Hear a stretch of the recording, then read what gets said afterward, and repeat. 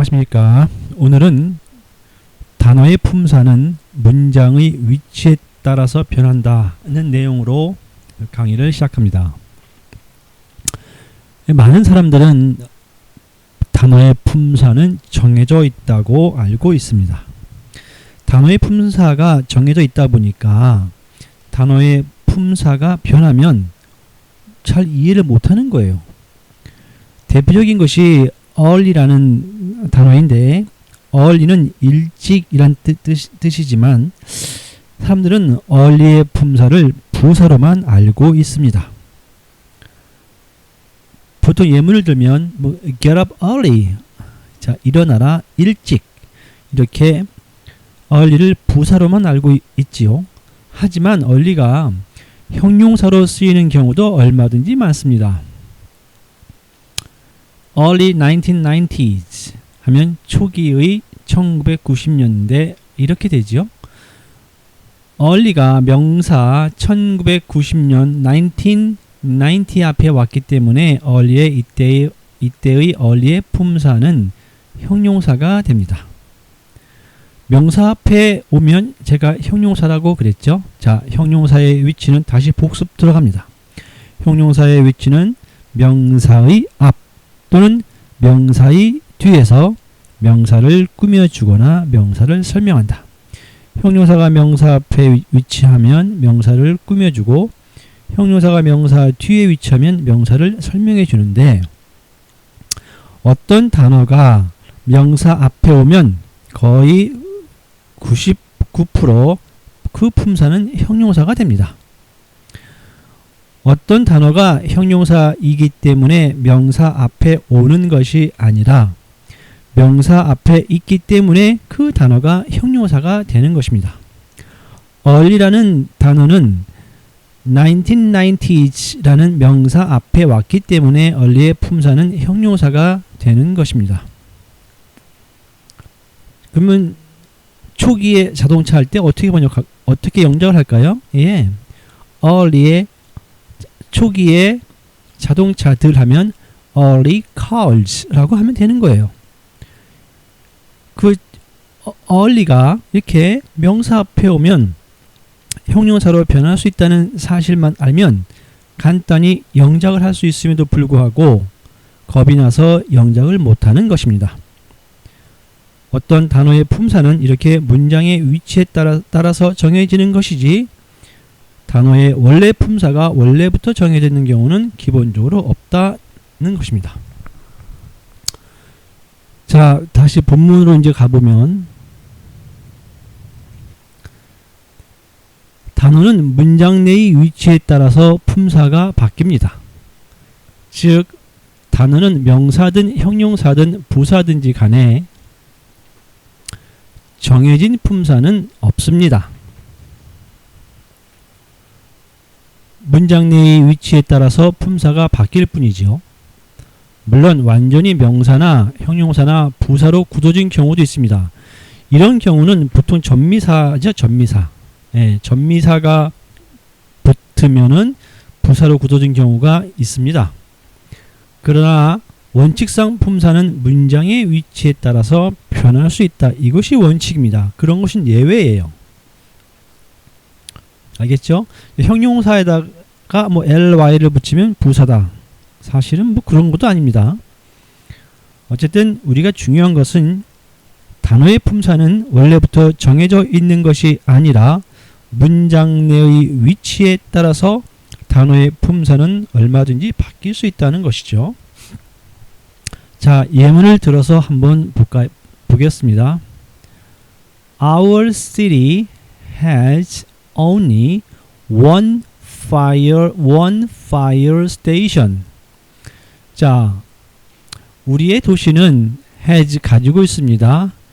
유일하게 하나의 fire station, 소방서. fire station은 하나로 묶어서 소방서입니다. 소방서. 우리의 도시는 가지고 있습니다. 오직 한 개의 소방서만을. 우리의 도시는 가지고 있습니다. 가지고 있지요. 단지 한 개의 소방서를. 자, 설명해 볼게요.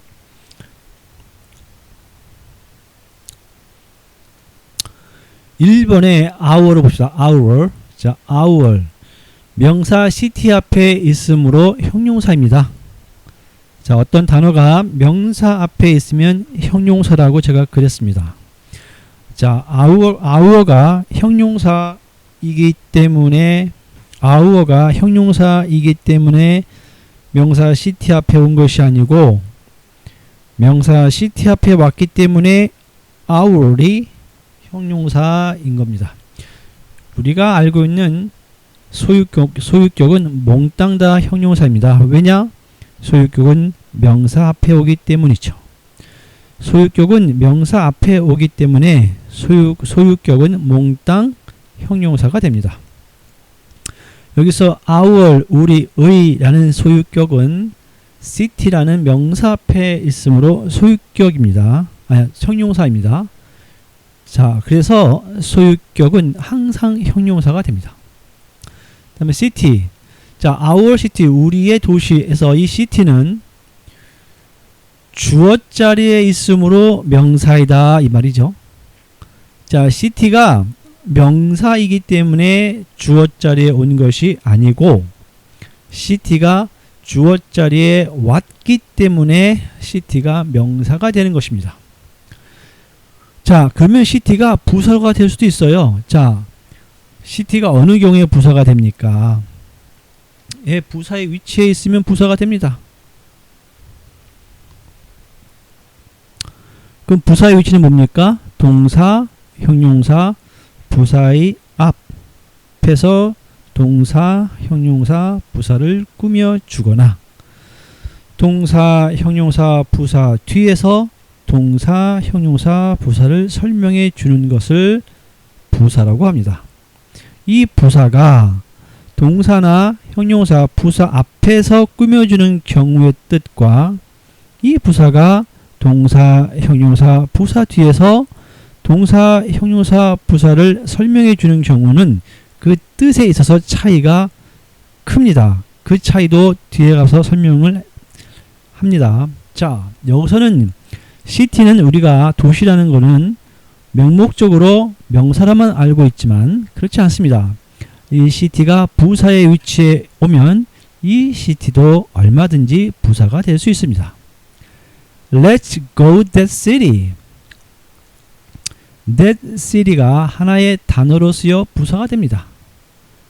가자 그 도시로. 그렇죠? 이렇게 두 단어가 이렇게 한 단어로 쓰는 경우도 있습니다. 여기서 that city에서 that은 city라는 부사를 꾸며주는 부사입니다.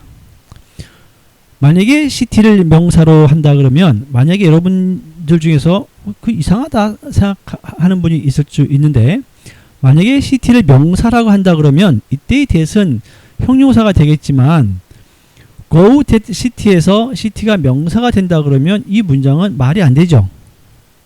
동사 다음에 명사가 왔기 때문에 말이 안 됩니다. 결국 여기서 city는 부사고 that은 부사 city 앞에 왔기 때문에 that은 부사가 됩니다. 자, 명심하십시오. 단어의 품사는 문장의 위치에 따라서 변한다. 따라서 우리는 명사의 위치, 형용사의 위치, 부사의 위치를 정확히 알아야 된다. 여기서 Let's go that city에서 that city가 부사라는 걸 우리가 알았기 때문에 육하원칙에 언제 어디서 어떻게 누가 언제 어디서 어떻게 왜 언제 어디서 어떻게 왜라는 육하원칙을 적용할 수가 있는 거예요. 왜 부사니까 that city 어디로 이 말이에요. 그 도시로 이렇게 되죠. 네, 맞습니다. 이렇게 명사, 형용사, 부사의 위치는 굉장히 중요한 것입니다. 자, 여기서 간단히 한번 다시 정리해 보겠습니다. 이 간단한데 이 간단한 것을 정확히 마음속에 각인시키지 못하면 독해할 때 혼돈이 일어나는 것입니다.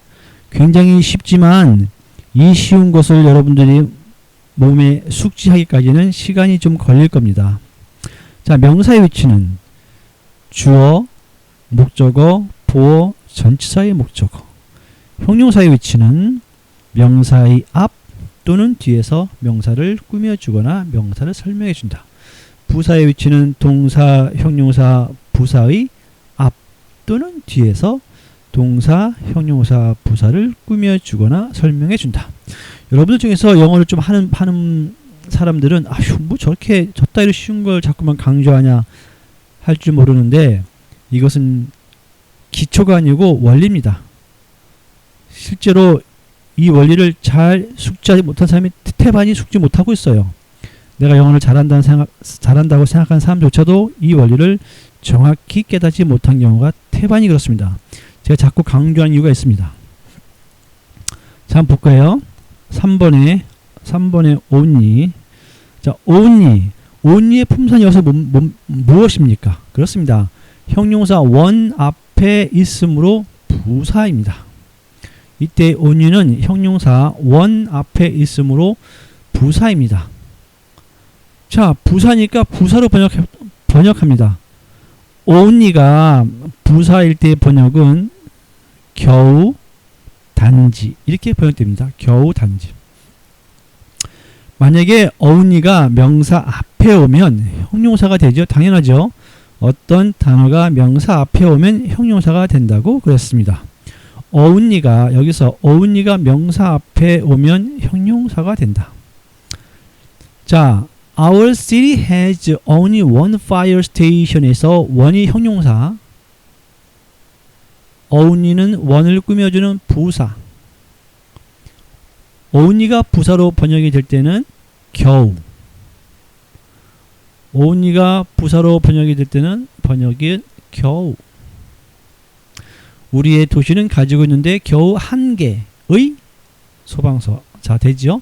여기서 only가 one이라는 형용사 앞에 와서 only가 부사로 쓰였다는 것을 정확하게 이해를 해야 합니다. 자, 다음 문장을 볼까요? She is an only daughter. 이때 only가 나왔죠? 자, 어떤 단어가 어떤 단어가 명사 앞에 있으면 그 명사를 꾸며주는 형용사가 됩니다. 여러분들 중에서 only는 겨우 단지라는 부사로만 알고 있는 학생이 있다 그러면, 그런 사람이 있다 그러면 이 문장 She is an only daughter를 번역을 제대로 못합니다. 여러분, only라는 단어는 부사에 위치해 있으면 그 번역이 겨우 단지이고, 이 only가 명사 앞에 있으면 그때의 품사는 형용사가 되고, 형용사일 때 번역은 유일한의 뜻이 됩니다. 즉 only라는 단어는 부사에 위치해 오면 겨우 단지, 형용사에 위치가 되면 유일한의 뜻입니다. only의 사전을 찾아보면은 뭐 겨우 단지 뭐 유일한 막 이렇게 막 뒤섞여서 나오는데, 부사의 위치와 형용사의 위치일 때의 번역을 각각 분리해서 표시를 해야 옳습니다. 이렇게 부사와 형용사로 각각 분리해서 문장의 위치에 따라서 분리해서 형용사의 위치와 부사의 위치가 문장의 위치에 따라서 달라질 때의 번역을 이렇게 분리해서 표현한 사전은 없어요. 왜냐하면 이런 개념을 모르기 때문에 그 사람들이 이런 걸 만들 수가 없는 겁니다. only가 형용사일 때 번역은 유일한의 뜻이 됩니다. 다음에 one. 자, one이 fire station이라는 명사 fire station에 왔으므로 이때의 one의 품사는 형용사죠. 형용사니까 형용사로 번역합니다. 한 개의 그 말입니다. 한 개의 fire station이 되겠습니다. 그 다음에 이때의 one은 명사 앞에 왔기 때문에 one은 형용사가 됐지요. 그러면 얘 one이 명사 자리에 오면 얘 명사 됩니다. He is number one. 그는 넘버 원이다. 이때의 one은 명사죠. 왜? 최고라는 넘버의 꾸밈을 받고 있기 때문에 이때의 one은 명사가 되겠습니다. 자, fire station은 이제 명사죠. 자, 일단 한번 지우고 또 볼게요. 이제 연습을 좀 한번 해야 됩니다. 이제 근데 연습만 하면 또 금방 쉬워요. 이제 연습을 해봅시다.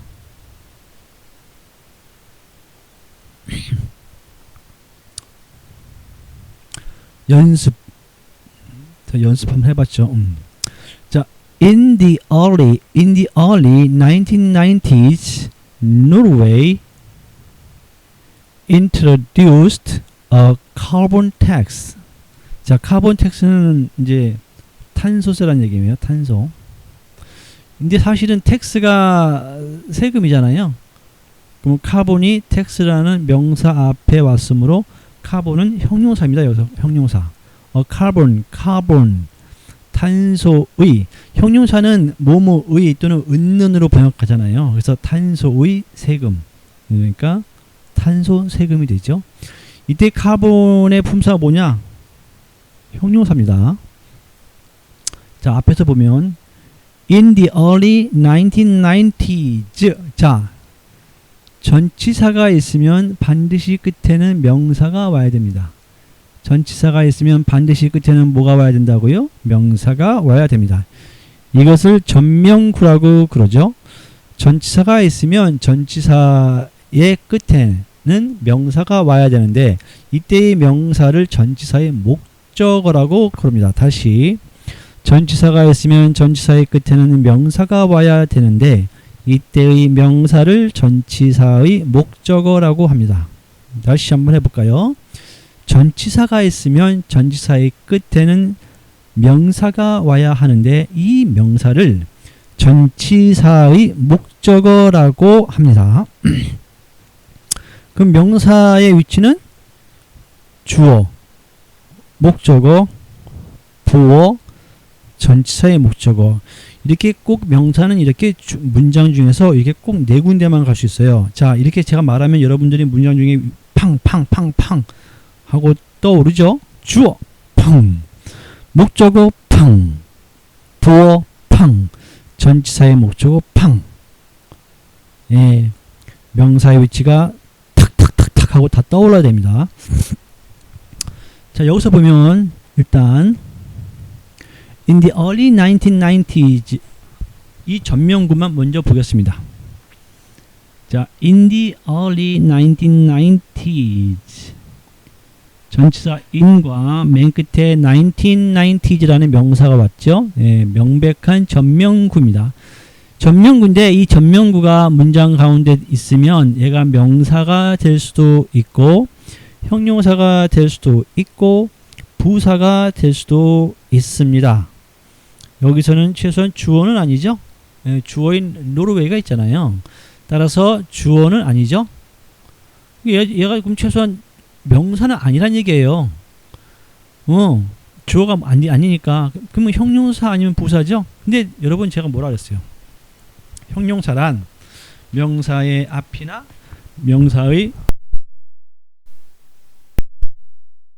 명사의 뒤에서 명사를 꾸며주거나 설명해준다. 자, in the early 1990s 앞에 명사가 있나요? 없죠. 자, 이 전명구가 형용사가 되는 경우는 전명구 앞에 명사가 있는 경우가 99.9%입니다. 물론 전명구가 명사 앞에서 명사 자체를 꾸며주는 경우가 있는데 아주 드물고 수능에서는 그런 문장이 나오지 않아요. 왜? 대학 교수나 학원 강사들, 특히 대학 수능을 출제하는 대학 교수들이 그런 문장을 거의 못 봤기 때문에 그런 문장이 있는 독해가 있으면은 그 독해 문제는 안 냅니다, 시험에. 하지만 저는 이 전명구가 형용사의 위치는 명사 앞에 오면 형용사라 그랬죠. 예. 따라서 in the early 1990s가 노르웨이를 꾸며줄 수가 있을까요? 여러분들 생각은 어떠세요? 초기 1990년대의 노르웨이 말 됩니까 안 됩니까? 말 되죠. 따라서 여기서 in the early 1990s라는 이 전명구는 바로 노르웨이를 꾸며주는 형용사가 됩니다. 자, 이런 문장은 드뭅니다. 제가 99.9%는 전명구 앞에 명사가 있을 때 전명구가 형용사가 된다고 그랬죠. 이렇게 전명구 다음에 명사가 올 경우에 이때 전명구가 형용사가 되는 경우는 매우 드문 케이스예요. 하지만 여기서는 in the early 1990s가 노르웨이를 꾸며주는 형용사가 됩니다. 여러분, 이게 in the early 1990s가 형용사가 된다는 것 여러분 처음 들었을 겁니다. 명백히 형용사입니다. 초기 1990년대의 노르웨이는 introduced 도입했다 a carbon tax 탄소 세금을 이렇게. 자, in the early 1990s. 자, early가 또 보면 early가 명사 1990s 앞에 있으므로 early는 명사 1990s를 꾸며주는 형용사다. early의 품사가 형용사이기 때문에 명사 1990s 앞에 온 것이 아니고 명사 1990s 앞에 왔기 때문에 early는 형용사가 된 것이다. 여러분, 제가 지금 이렇게 설명한 내용이 그 전에 듣던 강의랑 많이 다르죠? 이거는 정말 시작에 불과합니다. 더 기존의 강의랑 완전히 다른 각도로 해설하는 내용들이 뒤에 엄청 많아요. 이렇게 공부하는 것이 정통입니다. 1894년에 경복궁을 일본이 점령합니다. 그래서 고종 황제가 항복을 했죠. 그 조선의 그 정부군과 일본군 간의 총격전이 있었는데 당연히 우리 한국이 깨졌습니다. 1894년에 일본이 경복궁을 점령했죠. 그러자 고종은 이제 생각을 합니다. 부국강병, 나라를 부하게 하려면 외국 선진 문물을 받아들여야 하는데 외국 선진 문물 중에 가장 강한 게 가만히 보니까 미국이더라. 그래서 미국의 언어인 영어를 배워야겠다고 생각하고 그 당시에 그 궁중학자들에게 비밀리에 명령을 내립니다. 영어를 번역하는 것을 연구하라. 그래서 학자들이 왕의 명령을 받고 밤낮으로 영어를 분석합니다. 여러분들 한 가지 알아야 될 것은 우리 조선시대의 왕이나 이런 저명한 학자들은요, 다 중국어를 기본적으로 합니다. 중국어를 기본적으로 합니다. 왜냐하면 외국 사신들하고 이렇게 얘기를 해야 되잖아요. 해야 되는데 다 중국어로 하죠. 중국 뭐 명나라나 청나라 이런 신하들하고 한국말로 할까요? 물론 통역이 있을 수 있지만 대부분 정보 고위 관료들은 다 중국어를 할 줄 압니다. 왜냐하면 한자 자체가 한자가 아니고 중국말이잖아요. 당연히 중국어는 기본적으로 공부를 합니다. 근데 중국어를 가만히 보면 중국어는 100% 앞에서부터 번역을 하게 되어 있습니다. 따라서 학자들은 이 영어를 중국어 공부하듯이 앞에서부터 번역하는 것을 당연히 그렇게 연구를 시작했어요. 그래서 그 당시에 영어를 우리 한글처럼 완전히 앞에서부터 번역하는 것이 그 당시에 이미 확립이 됐습니다. 물론 한자로 했겠죠. 지금보다 더 쉽게 한글로 알고 있는데 그때 그 영어를 우리 한글처럼 100% 앞에서부터 순서대로 번역하는 그 연구 목록과 연구의 업적은 거의 대부분 다 사라지고 없어졌어요. 그걸 누가 가져갔을까는 모르겠어요.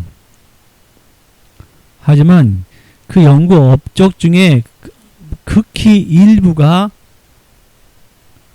민중에게 퍼졌고 그 중에서 극히 일부를 제가 정말로 어렵게 알았고 그 원리의 창안에서 영어를 이렇게 정립을 한 겁니다.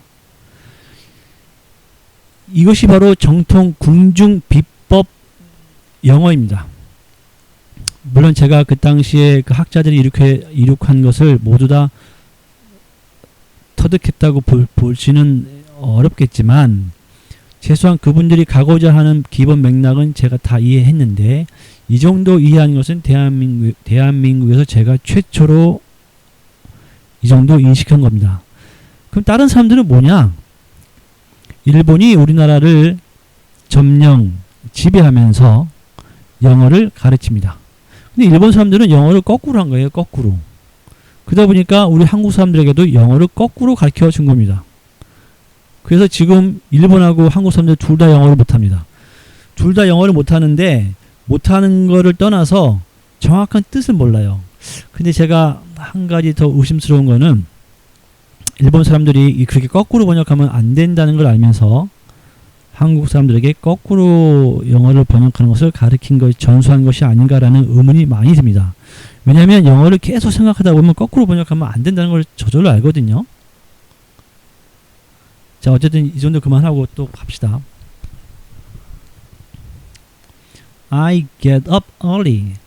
자, early가 부사이기 때문에 동사 get을 설명해 주는 것이 아니고 동사 get 뒤에서 get을 논리적으로 설명해 주고 있으므로 부사가 되는 것입니다. 이게 굉장히 중요한 개념입니다. I get up early. 나는 일어난다. early, 일찍 그 말입니다. 두 번째, it's good, hard work. 여러분, 이 구수 갖다가 뭐 훌륭한, 좋은, 착한이라는 형용사로만 알고 있는 분들이라면 it's good, hard work.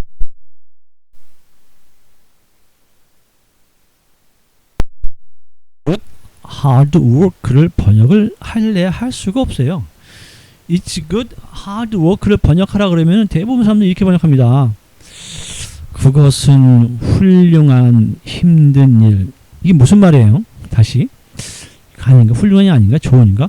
그것은 좋은 힘든 일. 좋은 힘든 일. 좋은 힘든 일. 착한, 착한.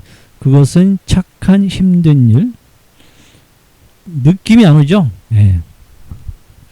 왜 이런 거를 이런 식으로 잘못 번역하냐 하면 단어의 품사를 정확히 몰라서 그럽니다. 단어의 품사를 정확히 모른다는 것은 바꿔 말하면 명사의 위치, 형용사의 위치, 부사의 위치를 정확히 이해하지 못하고 있다는 말입니다. 제가 분명히 지금 이 말을 계속해서 반복하고 있습니다. 명사의 위치, 형용사의 위치, 부사의 위치. 제가 말했을 때 여러분들이 콧방귀 뀌는 사람들이 분명히 있었을 거예요. 하지만 여기서 그 실력이 드러납니다. Good. 자, 굿을 일단 생각하지 말고 이 hard work만 생각을 해볼게요. 자, hard work. work가 일이죠, 일. 자, work라는 명사 일 앞에 hard라는 단어가 있으니까 이 hard는 뜻이 뭡니까? 품사가 형용사죠. 명사 앞에 오면 제가 형용사라고 그랬잖아요. 이래서 이때 hard는 형용사가 됩니다. hard work, 힘든 일입니다. 힘든 일. hard work, 힘든 일입니다.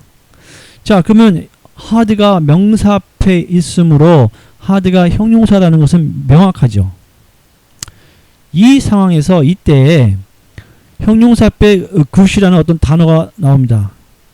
이 단어를 처음 보는 단어라고 하더라도 이 단어는 형용사 hard 앞에 왔기 때문에 이것은 형용사 hard를 꾸며주는 부사라는 것을 우리가 알 수 있어요.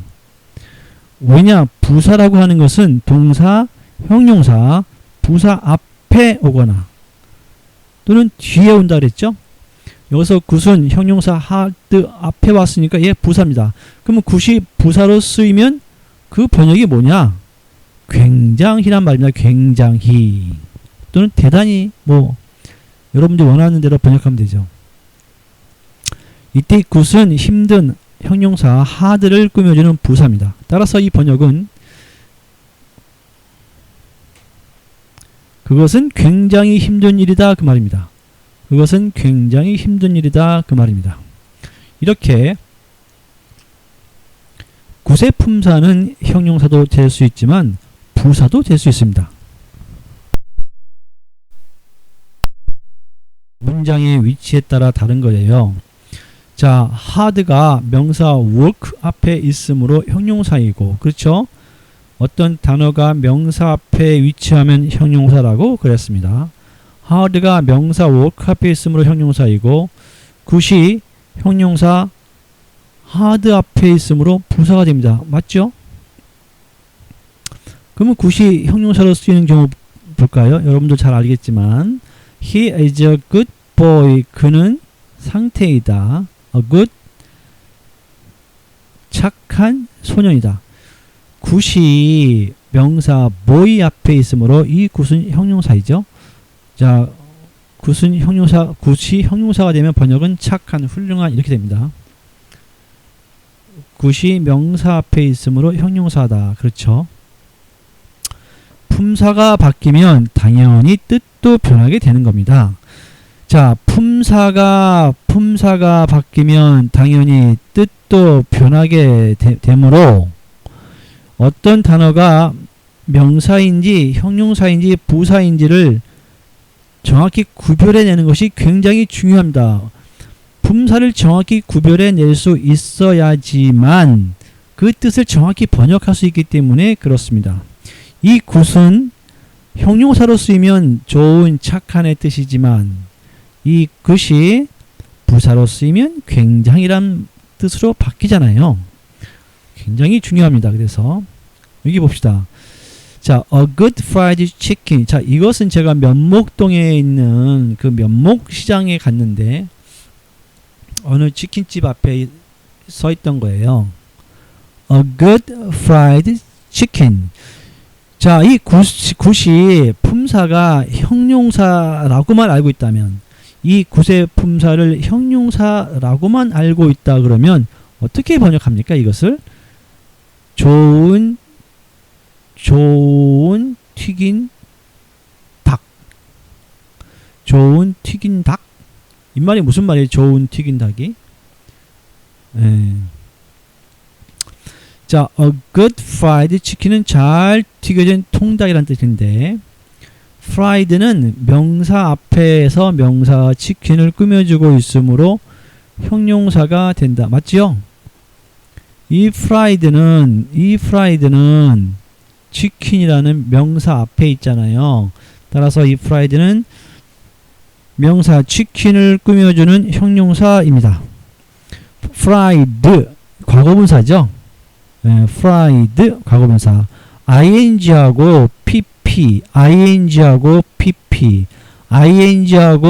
pp가 명사 앞에 오면, 다시 ing하고 pp가 명사 앞에 오면 형용사가 됩니다. 품사가. 어떠한 단어든지 명사 앞에 오면 형용사가 됩니다.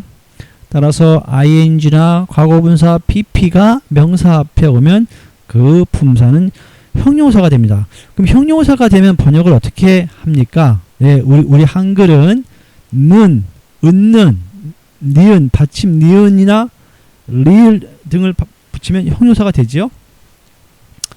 자, 과거분사는 보통 는을 붙입니다. 니은, 받침 니은을 붙입니다. 종성에다가. 따라서 프라이드 치킨만 보면,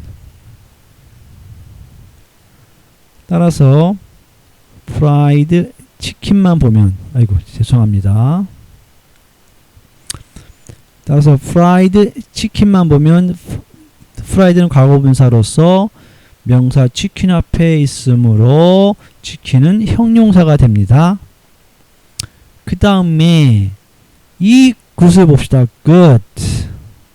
이 굿은 형용사 fried. 이 굿은 형용사 fried 앞에 왔으므로, 다시 이 굿은 형용사 fried 앞에 있으므로 이 good,의 품사는 그렇습니다. 부사가 되는 것입니다.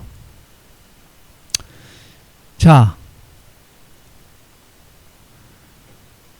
놀라운 일이죠. 이 굿이 품사가 부사라는 게, 이 굿의 품사가 부사라는 것, 부사라고 알아야 이게 번역이 되는 거예요. 이 굿이 부사로 되면 잘 또는 굉장히죠. 아까는 잘로 번역됩니다. 잘. 그래서 잘 튀겨진 통닭이 되는 거예요. 잘 튀겨진 통닭. 이렇게. 자, 정리해 볼까요? fried는 명사 앞에서 명사 치킨을 꾸며주고 있으므로 형용사가 된다. 그렇죠? good은 형용사 fried를 앞에서 꾸며주고 있으므로 부사가 된다. 잘이란 뜻으로 바뀐다. 여기서 good은 형용사가 절대 아니다. good이 형용사가 되려면 good 다음에 컴마나 and가 와야 한다. 알겠습니까? 형용사, 형용사, 형용사, 형용사, 명사. 다시 형용사, 형용사, 형용사, 명사가 되려면 형용사끼리는 컴마를 찍어야 돼. 왜? 같은 형용사이기 때문에. 레벨이 같기 때문에 같은 형용사끼리는 컴마를 찍어서 같은 형용사라고 구분을 해줘야 됩니다. 따라서 형용사, 형용사, 형용사, 명사일 때는 형용사와 형용사 사이에 컴마를 찍어주거나 아니면 and를 씁니다. 이렇게 컴마나 and로 연결되면 그것은 같은 레벨의 같은 등격의 형용사라는 것을 알 수가 있어요. 하지만 여기서 a good fried chicken에서는 good과 fried 앞에 컴마가 없잖아요. 컴마가 없기 때문에 얘는 good과 fried는 치킨을 꾸며주는 good하고 fried는 치킨을 꾸며주는 같은 레벨의 형용사가 아니라는 것을 명백하게 나타내주고 있어요. 즉, 자 봅시다. A good, 이 컴마 있죠? 이 컴마. A good fried chicken. 훌륭한 튀겨진 통닭. 자, 이런 말은 논리상 맞지가 않지요. 이런 말은 어법상 맞지 않습니다. 즉, 이런 말은 존재하지가 않아요. 그러면은 컴마 대신에 and를 써볼까요? A good and fried chicken. 훌륭하면서도 게다가 튀겨진 통닭. 이 또한 논리상 맞지 않습니다. 여러분 여기 이 and 있죠? and 있죠? and. 이 and를 보통 학생들은 그리고라고 번역을 많이 하는데 and는 그리고라고 번역하는 것은 조금 안 맞습니다. and는요 게다가 라는 뜻이 더 맞습니다. 다시 뭐라고요? 게다가. and는 게다가라고 번역하는 것이 옳습니다. 자, 하나 예를 들면 A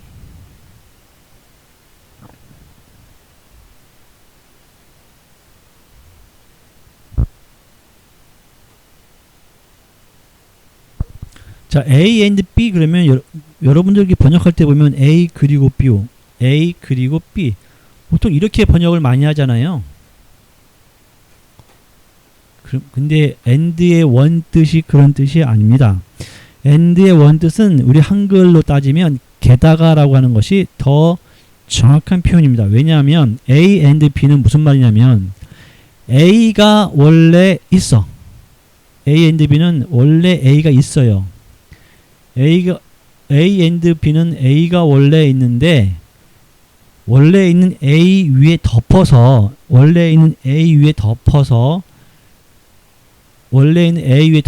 B가 있는 거예요.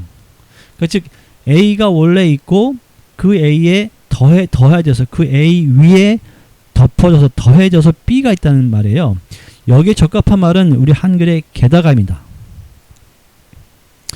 A and B의 번역은 A 그리고 B가 아니고 A 게다가 B 이 말이에요. 자, 그래서 이게 뭘까요, 그러면? A good and fried chicken은, 자, 이게 일단 논리상 맞지 않지만 and를 제가 설명하려고 합니다. 이게 무슨 말이에요? A good, 훌륭한데, 그 치킨이 있어요. 그 치킨인데 그 치킨이 훌륭해. 훌륭한데 게다가 튀겨지기까지 했다 그 말이에요. 자, 좀 감이 안 오는 사람도 있겠죠. 이 and의 개념이 게다가입니다. 게다가가 더 정확한 번역입니다. 그리고는 정확한 번역이 아니에요. 여러분들 중에서 A and B에서 and를 그리고로 번역했는데 가슴에 와닿지 않는 경우를 경험한 학생들이 굉장히 많을 겁니다. 그것은 and의 원래 뜻이 그리고가 아니고 게다가이기 때문에 그렇습니다. 자, a good and fried chicken에서 만약에 good이 아니고 fresh라고 합시다. A fresh and fried chicken이라고 한번 해볼게요. A fresh and fried chicken. 자, 어떤 사람이 있는데 이 사람은 신선한 닭을 좋아해요. 그러니까 뭐 쉽게 얘기하면은 닭을 갓 죽여갖고 먹는 거. 닭을 갖다가 바로 죽이면 신선하잖아요. 프레시하잖아요. 그거를 거기다가 튀긴 걸 좋아한다. 그러니까 어떤 사람의 식성은 일단 신선하면 좋아해. 그러니까 이 사람의 그 식성은 뭐냐면 일단 신선한 통닭을 좋아해요. 그러니까 신선한 통닭을 갖고 삼계탕을 해 먹든지 또는 닭도리탕을 해 먹든지 이 사람은 일단은 신선한 통닭을 좋아해.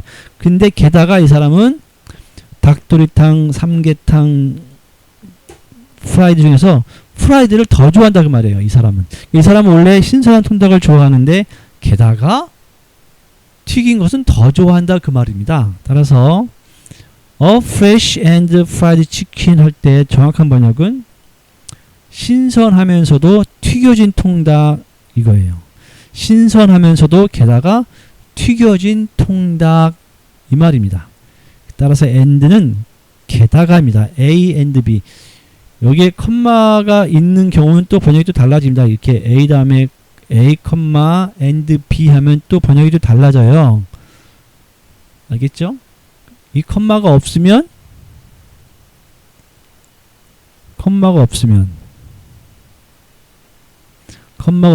제가 뭐라 그랬어요? 그리고가 아니고 게다가라는 뜻입니다. 게다가. 자, of good and fried chicken. 훌륭하면서도 게다가 튀겨진 통닭. 논리상 맞지 않죠? 결국 good은 부사가 될 수밖에 없다.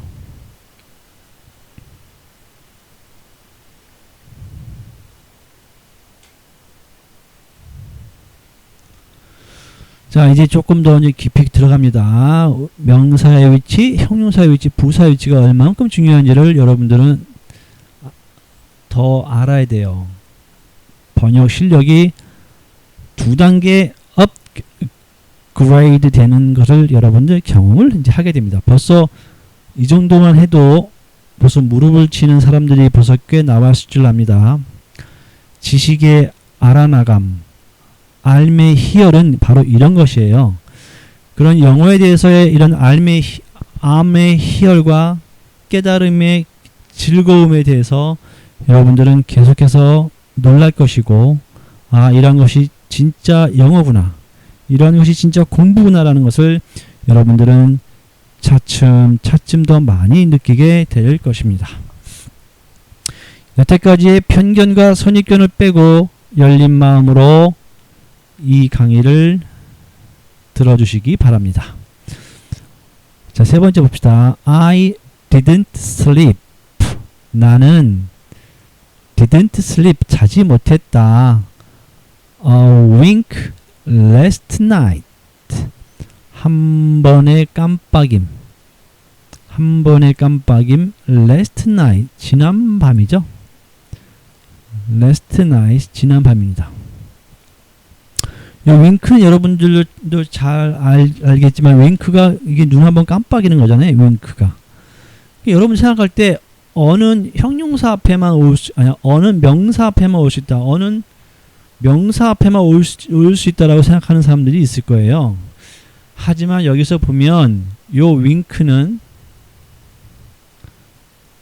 품사가 무엇일까요? 이 윙크의 품사를 명사로만 알고 있는 학생들은 이 번역을 못합니다.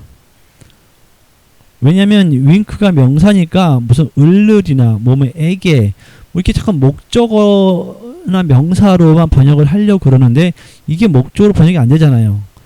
나는 자지 못했다. 윙크 한숨을 이게 뭐예요? 슬립 윙크가 만약에 여기서 윙크가 만약에 명사라고 하면 동사 슬리프의 목적어입니까? 슬리프는 자다라는 대표적인 자동사죠. 물론 동사도 자동사라든지 타동사라든지 이렇게 정해져 있진 않아요. 동사는 자동사와 타동사로 나뉠 수가 있는데 문장의 배열에 따라서 역시 동사 역시 자동사와 타동사로 나뉘어질 수 있습니다. 물론 슬리프가 타동사가 될 수 있어요. 목적어를 갖는 타동사가 될 수 있습니다.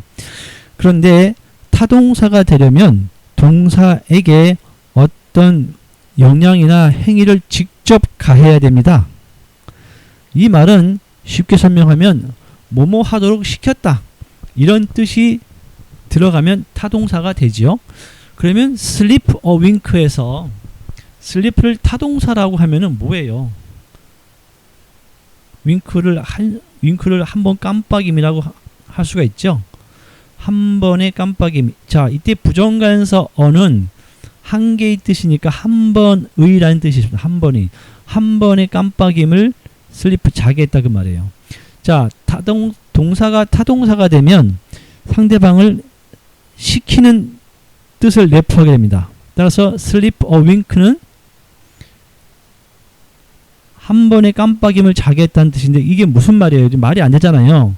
그러니까 여기서 sleep는 타동사가 아니고 자동사입니다. I didn't sleep. 나는 자지 못했다 이 말이에요. 그렇습니다. 이제 wink는 명사가 아니라는 게 확실하죠. 왜냐하면 슬리프가 자동사니까 이제 윙크는 명사가 아닙니다. 그러면 여기서 윙크의 품사는 무엇일까요? 네, 이때 윙크의 품사는 이제 부사죠. 왜? I didn't sleep. 나는 잠을 자지 못했다. 우리 육하원칙에 그죠? 언제, 어디서, 어떻게, 왜, 뭐뭐 해서, 뭐뭐 하기에. 자, 이게 부사인데 잠을 못했는데 그 잠을 못 잔 정도를 윙크가 설명해주고 있잖아요. 나는 I didn't sleep. 나는 잠을 자지 못했는데 얼마만큼, 어느 정도 잠을 자지 못했냐 하면 한 번의 깜빡임 정도밖에 잠을 자지 못했다 그 말이에요. 결국 윙크는 didn't sleep을 가리키죠. 여기서 봅시다. 윙크는 동사 sleep를 설명해 주므로 부사이다. 윙크는 두 단어로 이루어진 부사가 된다. 윙크가 생긴 것은 명사 같지만 동사를 설명하고 있으므로 부사가 된다. 자, last night 역시 sleep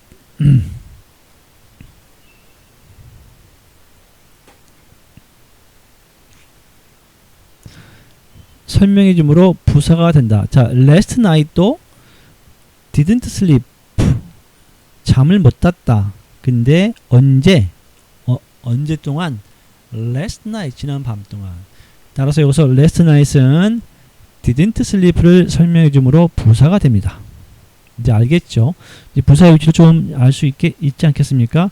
제 강의는 그 수능 영어 포기자가 제 강의를 듣고 영어 1등급을 맞을 수 있다고 제가 분명히 말했습니다. 제 강의를 이제 조금 들어본 분들이라면 제 말이 헛소리가 아니구나, 정말 사실이구나 라는 걸 알 수가 있죠. 예, 잘 보십시오. 놀라운 경험과 100년 전에 사라졌던 공중 비법 영어 문법을 여러분에게 설명해 주는 것입니다. 대한민국 조선시대 최고의 학자들이 만든 공중 비법을 지금 오픈하고 하는 역사적인 순간들입니다. 자, 모든 것은 실력으로 입증합니다.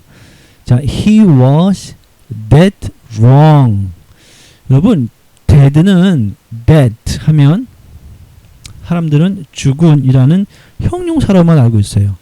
뭐 he is dead, 그는 죽었다, 뭐 이렇게. 네? dead는 형용사로만 여러분 알고 있는데 안 그렇다 그 말입니다. dead가 부사의 위치에 있으면 얘가 부사가 되는 거예요. 부사의 위치는 뭐예요? 형용사 앞에 오면 부사입니다.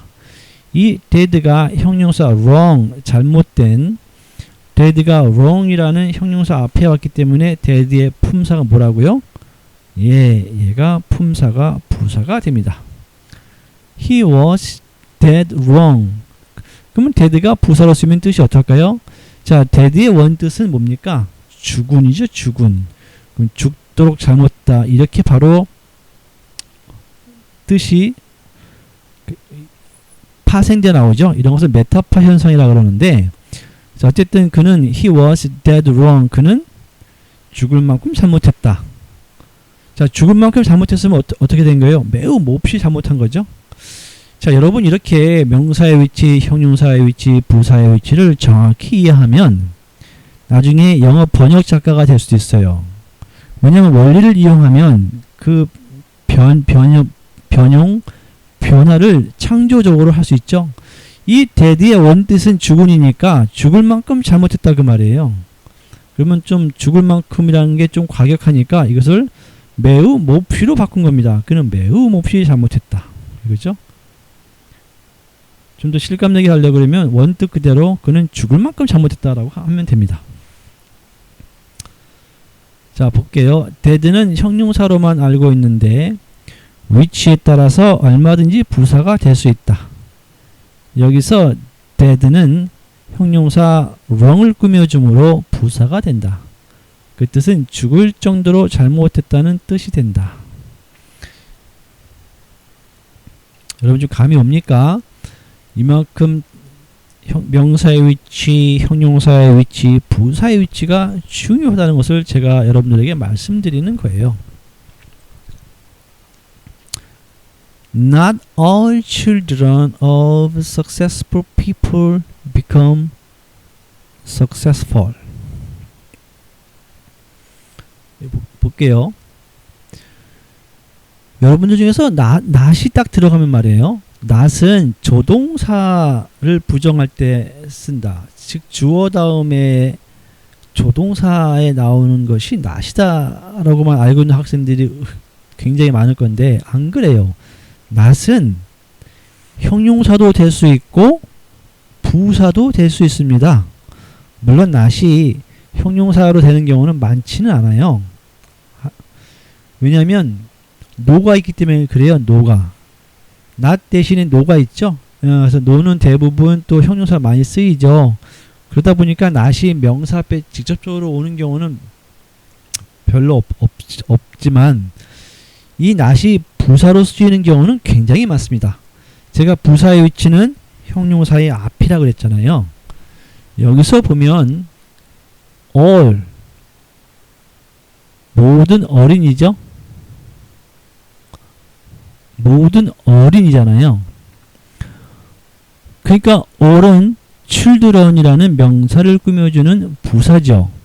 이 부사 앞에 이 all이라는 형용사 앞에 이 not이 왔잖아요.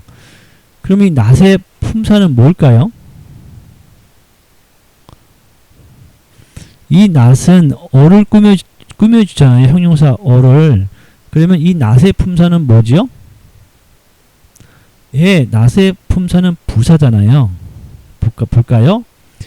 not이 형용사 all 앞에 있으므로 부사가 돼서 all을 부정한다. not all의 뜻은 볼게요. 이게 여러분 뭐 부분부정이란 말 들어봤는데 여러분 잘 봐요. 부분부정하고 전체부정하고 있는데 여러분 이거 굉장히 헷갈립니다. 왜 헷갈리냐 하면 거꾸로 번역하기 때문에 헷갈리는 거예요. 앞에서부터 번역하면 절대 헷갈리지 않습니다. 따라서 앞에서부터 번역하는 것이 정통 궁중 비법 영어입니다. 궁중 전통 비법 영어입니다. not 아니다. all 모든 것이 그 말이에요. 아니다 모든 것이 여러분 뭐예요? 아니다 모든 것이 그러면 여러분들 마음에 어떤 생각이 듭니까? 아니다 모든 것이라는 말은 딱 듣는 순간에 부분부정한 느낌이 바로 듭니다. 그렇죠? 근데 이걸 거꾸로 번역하면 all not 모든 것이 아니다. 그러면은 모든 것이 아니다. 사람에 따라서는 전체 부정으로 생각하는 사람 많습니다. 그래서 막 헷갈려하는 거예요. 그게 아니고 앞에서부터 번역하면 당연히 부분부정입니다. 아니다 모든 것이 그러면 일부는 아니다라는 얘기잖아요. 일부는 자 봐봐요. 아니다 모든 것이란 뜻이므로 일부분만을 해봐요. 아니다 모든 게 그럼 일부분이란 얘기죠. 그냥 생각하지 않고 그냥 바로 자연스럽게 나옵니다. 부분부정이라는 것이 아니다 모든 것이란 뜻이므로 일부분만을 말한다. 모든 것이 아니란 뜻은 일부분을 말하는 거죠. 하지만 이 거꾸로 번역하면 안 된다는 얘기입니다. 아니다 모든 것이 그러면 이 부분부정이다 바로 나옵니다. 그러면 여기서 전체부정을 한번 설명해 볼게요. 전체부정이란 뭐냐 하면 부정사 not 아니 부정어 not 다음에 바로 이런 형용사가 오는 거예요. 그러니까 이 not이 하는 역할은 is not pro에서 이 is를 부정하는 것이 아니고 이 not은 pro를 부정하는 거예요. 이게 전체 부정이에요. 이게 전체 부정. 그는 상태가 아니다 그 말이에요. 가난한 상태가 그 말이 무슨 말이에요? 그는 가난하지 않다는 뜻이죠. 이 문장은 원래 is와 not 사이에 즉 he is always not poor 그는 항상 가난하지 않다 이 말입니다. 원래. 근데 always는 생략을 한 거예요. 왜 생략이 되냐면 요 is 자체가 always 뜻을 is 자체가 갖고 있어요. 그러다 보니까 두 개의 뜻을 나타내는 단어를 두 개 쓸 필요가 없어서 always가 자연스럽게 생략이 된 것입니다. 따라서 he is not poor 하면은 이때의 not 다음에 바로 poor가 오잖아요. 이런 게 바로 전체 부정이에요. 만약에 he is not always poor 그러면 이게 부분부정이 되겠죠. 여기 있네요. 부분부정. he is not always poor. 그는 is not 아니다. 상태가 항상 가난한 것은 보입니까? 그는 그는 상태가 아니다. 그는 상태가 아니다. 항상 가난한 것이 앞에서부터 번역하니까 필이 팍 오죠. not이 always를 부정하므로 부분 부정이 되죠. 평상시에는 부자였다가 가끔은 가난하다는 뜻입니다.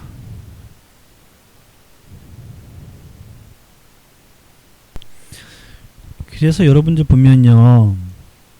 이렇게 not all 그러면 아니다 모든 것이 자 이거를 번역해 볼게요.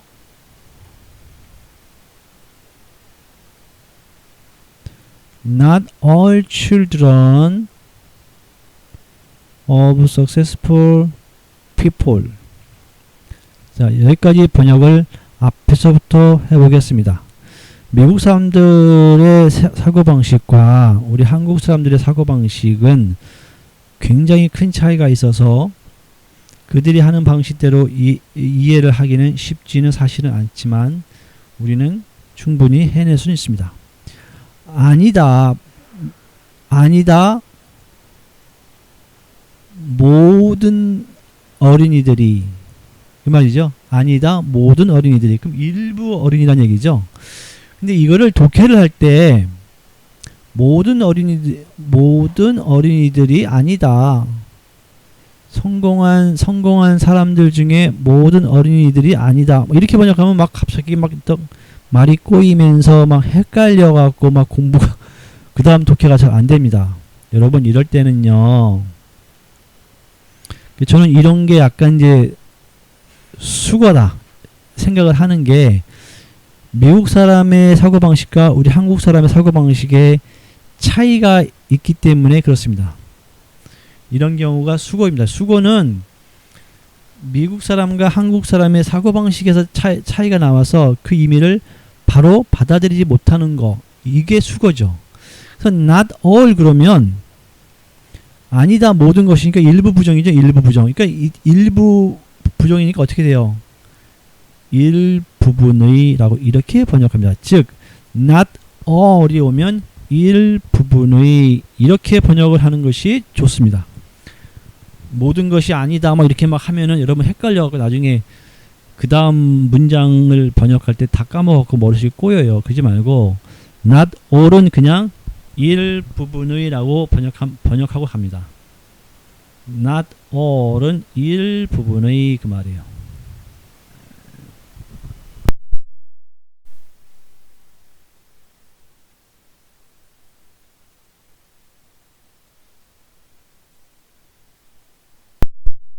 all은 뭐라고요? 일부분의.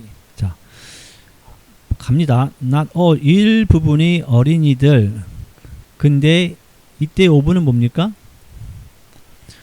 그 소속을 나타냅니다. 이때 오브는 오브의 번역을 할 때 이 문장을 보면 거꾸로 번역하면 성공한 사람들 중의 일부분의 어린이들 이렇게 거꾸로 번역하잖아요. 이렇게 거꾸로 번역하지 말고 바로 갑니다. 바로 갑니다. 앞에서부터. 자, not all. not all은 번역 어떻게 한다고요? 일부분의 not all. 일부분의 어린이들. 일부분의 어린이들이 있는데 이 어린이들이 속한 대상은 일부분의 어린이들이 속해 있는 성공적인 사람들입니다. 일부분의 어린이들이 속해 있다. 성공적인 사람들 속에.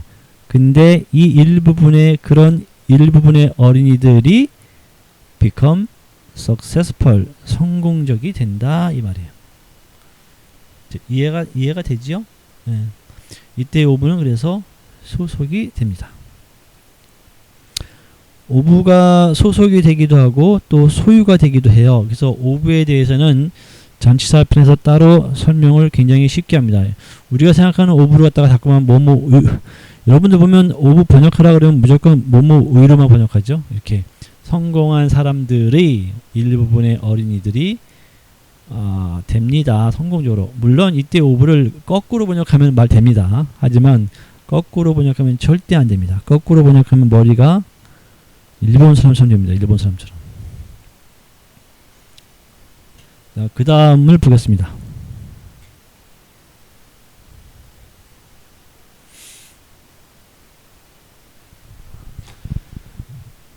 The knowledge is often viewed as unnecessary. 자, 이제 문장이 조금 어려워지죠?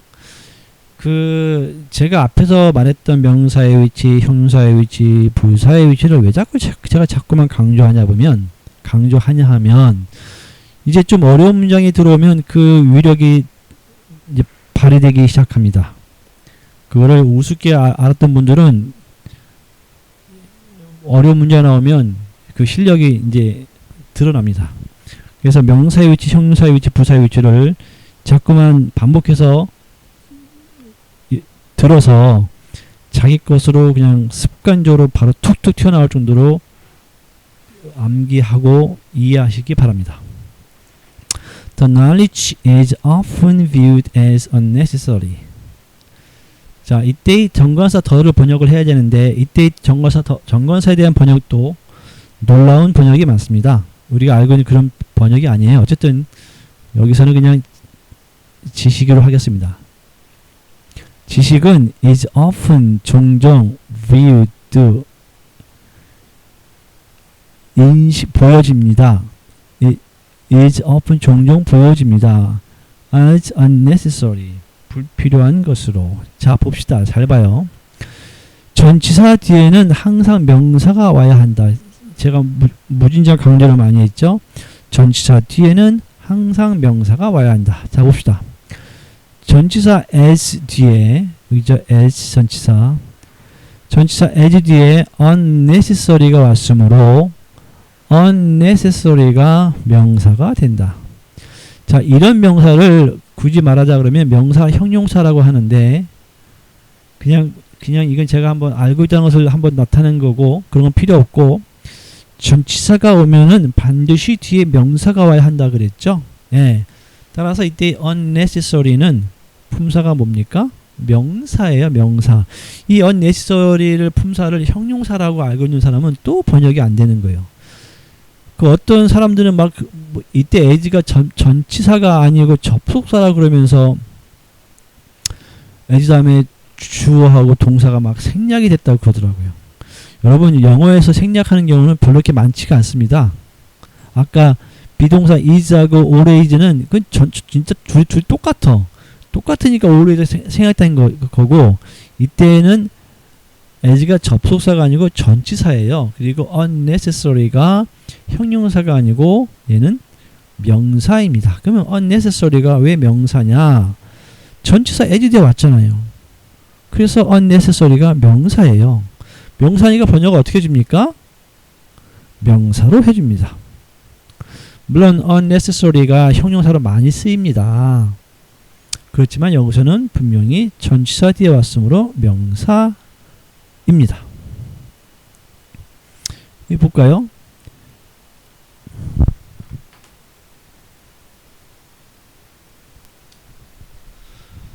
제가 사실 좀 마음이 약해서 또 그렇긴 한데 자, the knowledge is often viewed as unnecessary 해서 정관사 더를 어떻게 번역하냐 생각을 해봅시다. 이걸 번역해라고 하면 정말로 대한민국의 99.9%의 학생들은 어떻게 번역하냐면 사람들은 그 지식은 이렇게 번역합니다.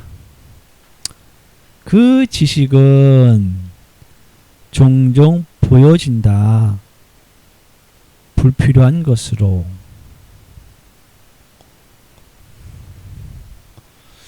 자, 그럼 이때 전치사 as를 번역하는 방법이 있습니다. 이때는 정확히 이때 as를 정확히라고 번역합니다. 왜 as를 정확히라고 번역하냐?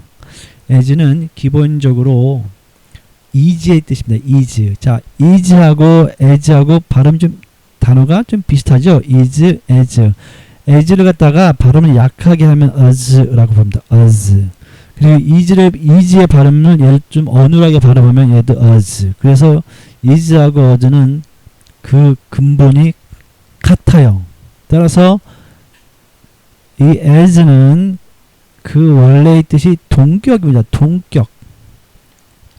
동격이다 보니까 A as B 하면 가장 비슷한 말이 A is B예요. A as B는 A는 B와 같다 그 말입니다. 동격이다. 동격.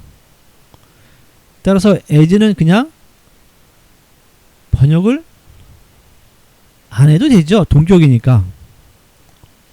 그래서 the knowledge 그 지식은 종종 보여집니다. 불필요한 것으로 이렇게 번역이 잘 부드럽지요? 번역이 부드러울 수밖에 없는 것이 이 as는 동격으로서 똑같다 그 말이에요. 똑같다. 똑같은데 뭘 번역하겠어요. 그래도 어떻게 근데 번역을 안 하냐? 번역 안 하는 거예요. 번역 안 하고 단지 여러분 마음속으로만 이때 as는 똑같다. 동격이구나. 근데 굳이 번역을 하고 싶어하는 사람이 있다 그러면 그 사람들 위해서 저도 연구를 많이 한 겁니다. 정확히 말하면 또는 바꿔 말하면 동격이니까 그렇게 말할 수 있잖아요. 정확히 보면 the knowledge 그 지식은 is often viewed 종종 보여집니다. 정확히는 불필요한 것으로. 자, 번역 안 하는 게 더 낫죠? 예. 이때 as가 동격이라는 느낌 뜻을 쓰면 번역을 안 하는 것이 좋습니다. 왜 번역을 안 하냐? 동격이니까 같으니까 번역 안 하는 거예요. 같으니까. 그 다음에 더 knowledge에서 제가 그라고 번역했지만 물론 이제 문맥의 앞뒤에 따라서 더를 갖다가 그라고 번역할 수 있습니다. 물론 더를 그로 또는 이 그러니까 더의 번역은 그나 이 더의 번역이 그 또는 이를 다 번역이 되죠. 문맥의 앞뒤에 따라서. 하지만 만약에 the knowledge is often viewed as unnecessary라는 이 문장이 문맥의 중간이나 온 게 아니고 만약에 맨 첫 번째 문장에 왔다고 생각을 해봅시다. 그 데이터는 그나 이로 번역하면 안 됩니다. 왜? 독자가 이 글을 읽고 있는 독자에게 어떤 정보를 주지 않은 상태에서 더를 써버리면은 그거는 독자가 알 수가 없잖아요. 무엇을 말하는 건지. 자, 이때의 더는 이거는 굉장히 대한민국에서 제가 또 최초로 말합니다. 이때의 더는 누구나 알고 있는 그 말이에요. 자, 그러면 이걸 좀 더 멋있게 자, 원뜻은 누구나 알고 있는 그 뜻입니다. 원뜻이 이거를 좀 더 멋있게 번역을 할 사람들은 어떻게 하면 될까요? 제가 한번 해볼게요. 일반적으로 우리가 알고 있는 지식은 is often viewed 종종 보여집니다. 불필요한 것으로 이렇게. 따라서 더가 문장의 맨 앞에 나올 때 여러분들 번역 어떻게 하면 되냐면 일반적으로 우리가 알고 있는 이렇게 번역합니다. 더를 어떻게 번역한다고요? 일반적으로 우리가 알고 있는. 근데 더를 그러면 이거 제 강의를 이제 또 처음 하는 거니까 여러분들도 처음 듣는 거죠. 아이고야, 그러면 더를 갖다가 어떻게 일반적으로 우리가 알고 있는 이렇게 길게 번역하냐? 더는 THE 세 개인데 안 그렇습니다, 여러분. 여러분 그 의미를 여러분들이 마음속으로 알고 있으면 더를 딱 보는 순간에 바로 나옵니다. 더를 갖다가 일반적으로 우리가 알고 있는 이라고 말로 안 해도 마음속으로 말하면 0.001초에 나오죠. 비록 일반적으로 우리가 알고 있는 이라고 번역 안 해도 바로 나옵니다. 이 말이에요. 이제 알겠죠? 그 다음에 bigger is better. 더 큰 것이 더 좋다. bigger은 형용사의 비교급이죠. 형용사의 비교급이다 보니까 또 대부분의 사람들은 또 bigger가 형용사니까 또 형용사를 알아요. 또 아니라고요. 자, bigger라는 외형상은 꼭 형용사처럼 생겼지만 주어자리에 왔으므로 bigger이 주어자리에 왔으므로 품사가 명사가 되고 better은 보어자리에 왔죠. 보어자리에 왔기 때문에 얘는 또 명사가 됩니다. 물론 better이 여기서 형용사라고 해도 되죠. 예. 이때 better은 형용사가 될 수도 있고 명사가 될 수도 있습니다. 보어는 명사 또는 형용사가 될 수 있다 그랬죠. 예. 그때 better를 갖다가 이때 better를 명사로 번역해도 좋고 형용사로 번역해도 좋습니다. 하지만 bigger은 명백히 주어자리에 있으므로 반드시 명사로 번역해야 합니다. bigger is better. 더 큰 것이 더 좋다. 자, bigger는 형용사가 아니라 명사이다. 주어자리에 있으므로 명사가 된다. 생긴 것은 형용사이지만 문장의 위치에 따라서 명사도 될 수 있다. 자, better는 보어자리에 있는데 명사가 될 수도 있고 형용사가 될 수도 있다 그랬죠. 만약에 명사로 번역하면 더 좋은 것, 형용사로 번역하면 더 좋다가 되겠습니다. We should calculate what concentration of greenhouse gases. 자,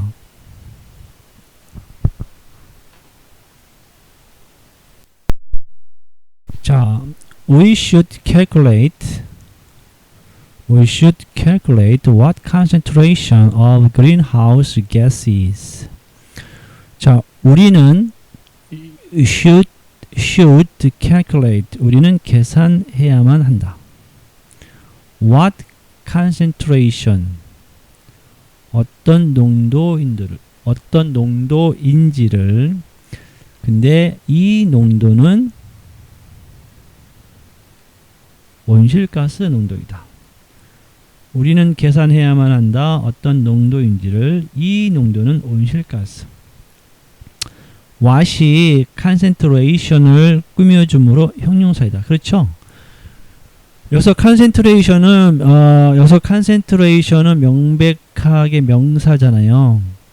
이 명사 앞에 어떤 단어가 와 있죠? 그러면 이 단어는 이 명사를 꾸며주는 형용사입니다.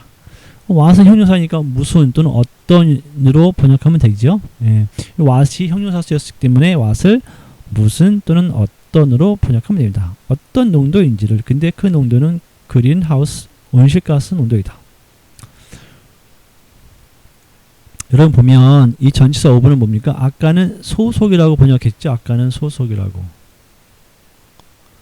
번역했더니 이번엔 뭐라 번역했어요? 제가 그 명사는 그 말입니다. 여러분들 중에서 그 전치사 오브가 동격의 오브라는 말을 들어본 적이 있을 거예요.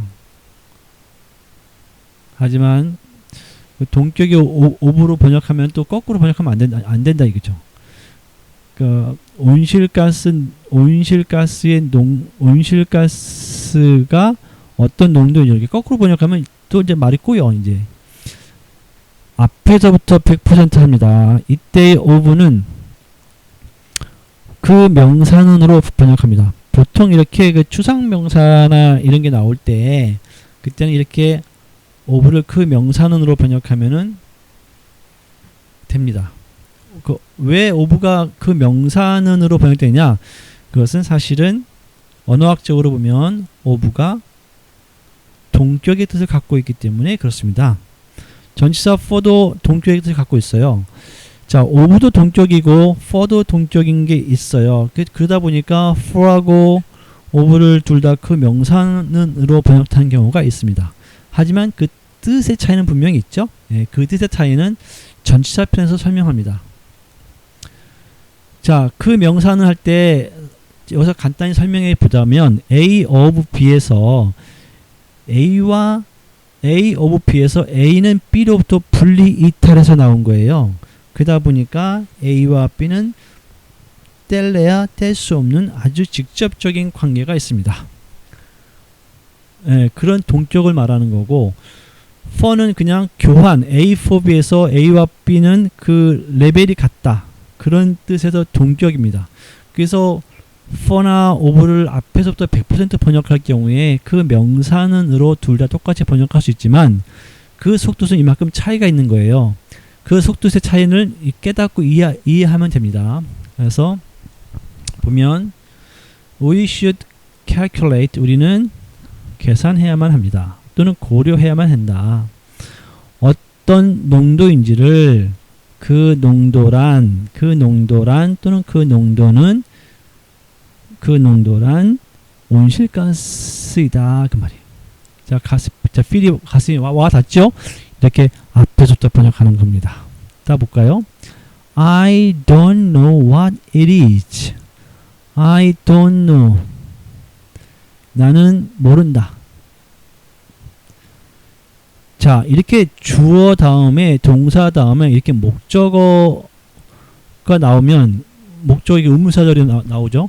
앞에 보면 뭐 I said that 뭐 이런 거 제가 했죠. 이렇게 주어 다음에 동사가 나오고 이렇게 목적어절이 나오면 그때는 내가 동사하는 것은 이렇게 I don't know, 내가 모르는 것은 그것은 무엇이 그것 상태냐 아닌 것이다. 내가 모르는 것은 I don't know, 내가 모르는 것은 무엇이 그것 상태냐는 것이다. 이걸 거꾸로 번역해 갖고 나는 나는 그것이 무엇인지를 모른다. 이렇게 거꾸로 번역하면 안 돼요. 당장은 편할지 모르지만 시간이 지나면 완전히 독약을 먹는 것, 마약을 먹는 것과 똑같습니다. I don't know. I don't know. 나는 모르겠다. What it is. I don't know. 나는 모르겠다. 무엇이 I don't know. 난 모르겠다. 무엇이 그것인지를 I don't know. 난 모르겠다. 무엇이 그것 상태인지를 또는 상태를 넣었을 때 번역이 좀 이상하면 빼버리면 돼요. 나는 모르겠다. What 무엇이 그것인지를. 오케이? 근데 여기서 무엇이냐면 what이 주어 자리에 있으므로 명사이다 그 말이에요. 여기서 what이 왜 주어냐? 예, 그것은 what과 it이 같기 때문에 그래요. what이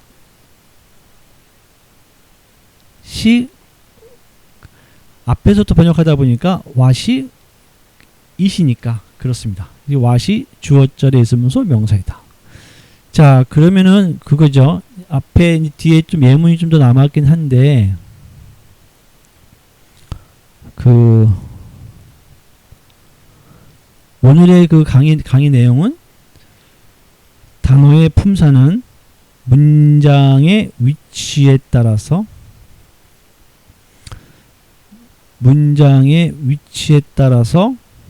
단어의 품사는 바뀐다. 이것이 오늘의 큰 대주제였죠. 이거를 잊어서는 안 되겠습니다.